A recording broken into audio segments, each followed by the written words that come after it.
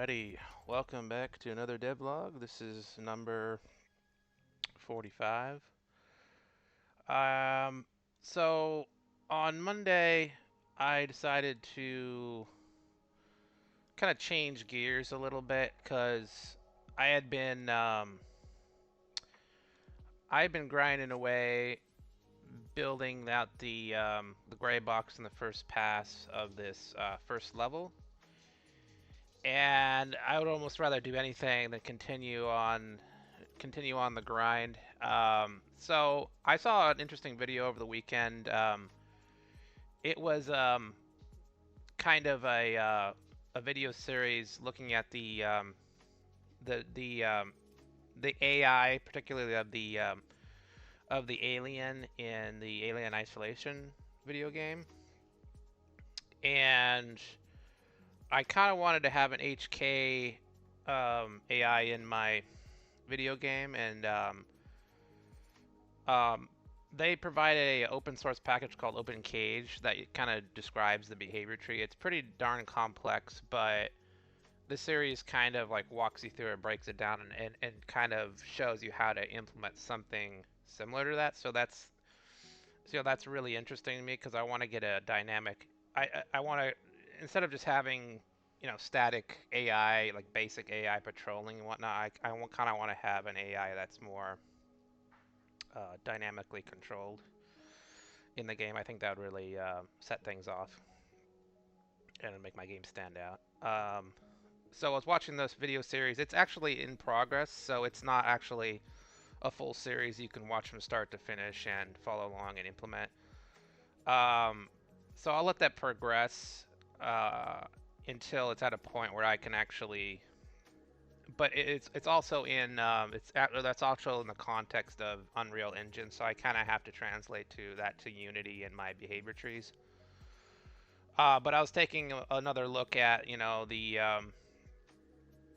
the alien behavior tree, and it's pretty interesting but very complex. And I was just like I was taking the whole day on Monday. It's like I'd rather do anything than continue the grind of building these levels. So I went through a bunch of games, and I kind of analyzed and broke down like because there's different kinds of AI ranging from the basic patrol in different games all the way up to probably the most advanced, which would be Alien Isolation. And I was kind of looking at the games, and it's like what do they do? And I was kind of making a little chart here to kind of um, you know these different AIs in different games, like what their kind of behavior is, and kind of like thinking about like, okay, if I have a more advanced AI, like which would be appropriate for my game, which one I want to kind of emulate. So doing a lot of thinking about that. But instead of continuing and trying to implement it on my own, since the series is not already finished, I kind of stepped back, and I went through another pass of my like overall roadmap of my game, and reiterated it again one more time. And this time I took a look at my set of current enemies and kind of narrowed them down into like which ones would fit for basic enemies, which one would fit for bosses, which ones would fit for like a HK AI, a dynamic AI, and which ones would be like for basic AI. And I kind of identified that, and then went through another pass of like, okay, I'm pretty certain what this first level is going to be, and I'm building this first level, but now I can start to think about, okay, what's the second level going to be, and putting more thought into like the overall progression of, how the player progresses in the tools that you give them throughout the game, and kind of balancing that um, progression as you progress through the levels and the stages. So that was good. I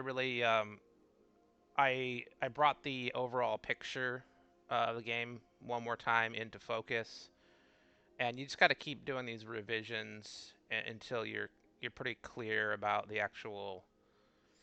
um, the actual clarity of the actual vision for the game comes more into focus. So that was pretty good. I got a lot of decisions made in this one day, and it was a nice diversion. Although I won't be implementing the HK, even though I want to take a break.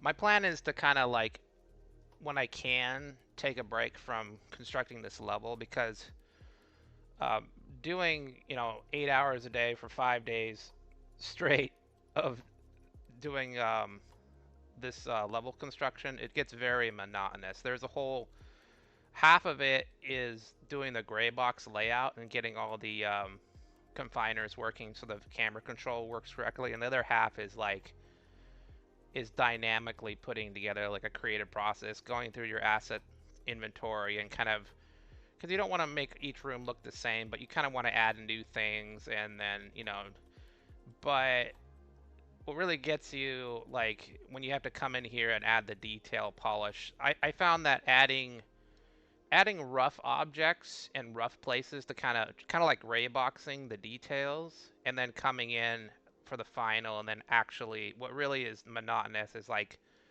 once you laid out all the rough walls, and you have to come in each one of these and align them so they're not sticking out, and adjust them so there's no gaps, and like each and every little segment of this. So it's like, yeah, just the polish to get it to a certain, I call it 80%. It's just like hour after hour that it's like you're just, by the end of it, it's just like, kill me. It's just want, it's just like, it's just so monotonous. But at the end, you come away with something that's looking pretty good, But it's just that kind of work is, it's not fun. It's not problem solving. It's just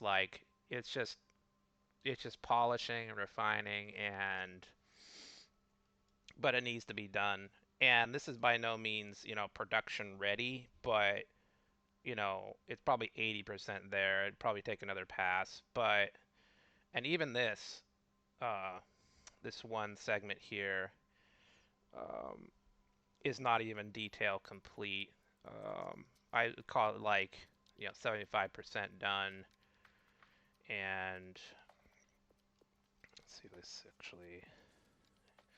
Yeah, because if you go over here, it's like some of these walls are still in rough positioning. There's gaps and stuff.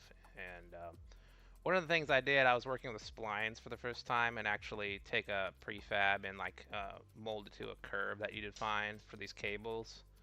Now that I know how to do that, I think that'd be a good addition to what I've been doing. Yeah, it's still in pretty rough shape, but and there's still a lot of detailing to do for next week, but um, so on Monday, I took a detour from that, and I might take other detours along the way just to get a break from the monotony of this. Because um, if we zoom out here, this is kind of like the rate at which I can do things, I guess. I'm getting pretty efficient. I have a like a checklist now that I go through, because the gray boxing is pretty much the same thing, same process over and over again. I go through this list to make sure I don't miss anything, but there's like a bunch of steps to creating each sector, all the way up to the first detail pass. And so now after a whole month, we can kind of see the rate at what, if we get it to each sector to like 80%, how much I can get done in a month. And this is pretty much one scene, right? This is the size of like a normal scene, and this is about a month's worth of work. Um, it's significant, but it's like this whole area is like, if we're talking about the level, this is actually, I want to say, one of four, or maybe one of 4.5. So this is, you could probably roughly say this is about 25% of the entire first level. So times that by four, the first level, it's about 3 more months to get it finished. and it's like, and then when I'm gameplay testing, uh, gameplay testing, I'll have to like estimate, like, is that like an hour of content time, or is that 2 hours, or is it half an hour? Like, what, with the actual interactions going on in each room, like, you know, doing this room, what is that, like 5 minutes maybe? Through this room maybe at tops. So, um, that's pretty much we're in the thick of it now. We're actually making the first level of the actual real game. No more prototypes. So I got to make it good, and then but just the pure slog, the pure grind. I have trouble staying focused for, it's like a whole new it's a whole new skill set where you're not in there programming and testing and debugging and building systems, which I'm good at. You're just placing objects creatively, and then the polish is just like, after several hours, it just becomes mind-numbing, and then, like, you're zonked. You're like a freaking zombie afterwards. It's much more mentally intensive than I'm like trained for, as for like coding and programming. So, but at the end of the day, when you get a sector done, it feels good. You get it all detailed. This sector here. So this week, I I finished the detail on this one. It was partially detailed, but with the walls. But I added all these pillars and stuff, and little touches. And when I'm detailing, I like to go into my asset inventory each time and just kind of add one or two or a couple, like a handful of new items, new stuff that I think I could use, and kind of incorporate that. So my asset library in the project is growing steadily, and just kind of incorporating older stuff, but also, it's a familiar feel, but it's not exactly the same. There's new stuff, and it doesn't look exactly the same as the old hallway. Um, and then following my prototype, adding in what the cameras should be, the enemies, and then these little hiding areas that meant to be evade the actual patrols of the guards. Adding those in there for when the time comes where I'm actually testing out the enemy patrol movement. So got this hallway done here. Fine tune the confiners. This is the first time I had to kind of add these uh, camera dithers again, because there's transitions through walls, and I don't want a hard blowout through a wall. Just a nice smooth fade through the wall. Um, One of the other issues I encountered this week in my prototype, I my prototype was working for like a single wall fade in.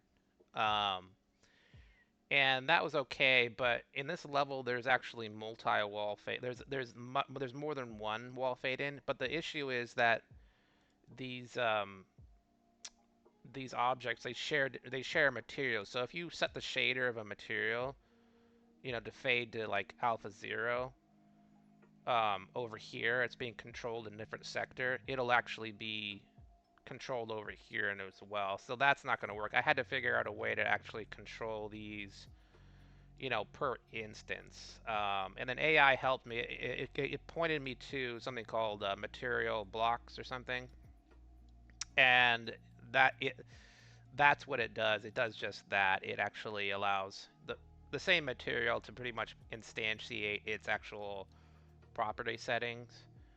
So if you fade this out, it's not going to control. It's not going to be shared and control it over here too. So um, that was a bit of a challenge. Um, just a lot of little things you have to work through, just like usual, just to kind of keep the polish going. So that was pretty much the rest of the week. After Monday, I just I transitioned to getting back to working on the level grind. Oh, one thing I did do, I was having issues that I decided to fix. I fixed the character falling. For some reason, if the character went airborne for any reason at all, like going up a slight incline, he would make contact with the ground, but the state wouldn't transition back to grounded. Something was off with the colliders or something. So I put the character up here and I had him run off, and I fine-tuned and debugged the behavior. So now the character is capable of falling, hitting the ground, and actually um, going back to the normal, you know, is grounded state where it just stands up. So, and it works great too. So, if you fall from a small height, will just hit the ground. But if you fall from a certain height, it'll actually play like a collapsing animation where he goes down to his knees. So it's perfect. So I got that sorted out. That'll come in handy. I can't have an issue where the the player can actually glitch up past the ground plane, and then he's just stuck in his falling animation all the way through the level. So that's all fixed. Um, Once I address that, yeah, the rest of the days,